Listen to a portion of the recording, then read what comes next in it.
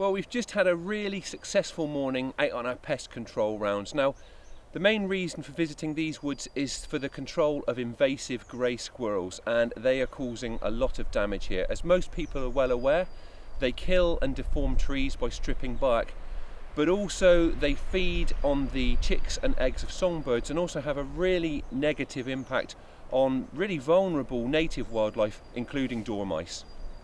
So today's approach has been quite relaxed, and really we've just been strolling around the woods. Now, although that isn't quite as effective as maybe using ambush tactics around a feeding station, what it does enable us to do is cover a lot of ground, look at the damage that the pests are causing here, and also look for signs of the areas where they are most active. And of course, most significantly, it's just a really nice way to enjoy the woodland setting.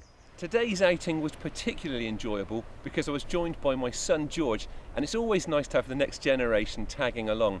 Now, George has just moved on to a Zeiss Conquest V4 scope, so we spent the early part of the session shooting targets just to get him really familiar with it.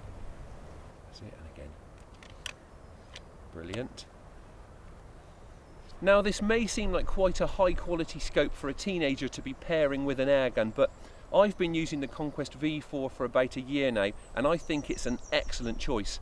Now, it may cost a bit more than your typical airgun optics, but its optical quality is amazing, and you just know that you're not going to be replacing a scope like this for a very long time.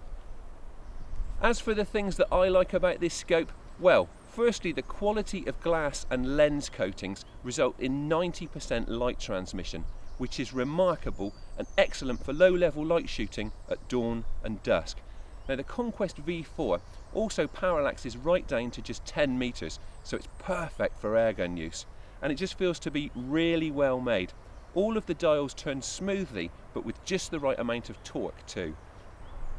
There are several models with illuminated reticles, which is another great boost for low light shooting. And there are numerous different reticle designs, from sophisticated configurations with lots of different aim points to the very simple 60 reticle, which I really like because it enables fast target acquisition in the field. The turrets are also excellent, offering positive 1/4 MOA adjustment. Each click is really clean and positive, which certainly helped to take away any guesswork when we were zeroing up this morning. George was very quickly demolishing targets over a variety of ranges, which was really pleasing to see. Another great thing about the Zeiss Conquest V4 range is the choice of configurations. We've been using 44mm objective lens models today, but the range also includes larger and smaller options, and they all really suck the light in. The V4 range also goes up to 24 times magnification, which is great for serious target shooting and very long range work, though George and I have both opted for the 4 to 16 times models.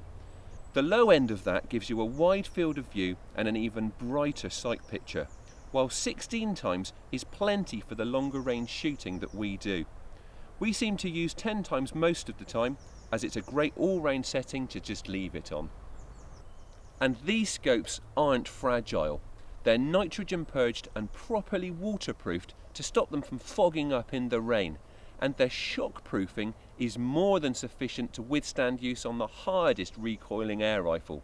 These scopes are made for proper use. We've certainly put the Conquest V4s through their paces this morning, and they've delivered the goods. We've had a really successful outing, and that's great news, not just for the trees, but also for the wildlife that lives here.